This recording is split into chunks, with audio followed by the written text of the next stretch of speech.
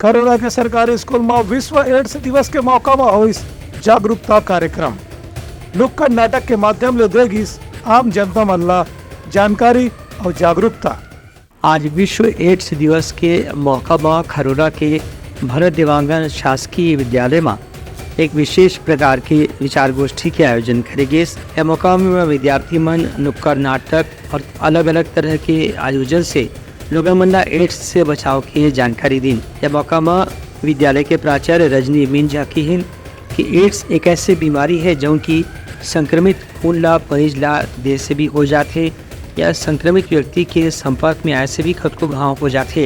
ये बीमारी के खतरा ला देखत HIV और एड्स दोनों बीमारी से बचे की एक ही उपाय है कि जागरूकता रखे जाए और अपन आचरण व्यवहार में साफ सफाई के साथ में प्रदूषण से भी बचत रखे जाए। कार्यक्रम में विद्यार्थी मन अलग अलग किस्म के कार्यक्रम पेश करके लोगों मन एड्स और HIV से बचाव के बारे में जागरूक करे के प्रयास करें।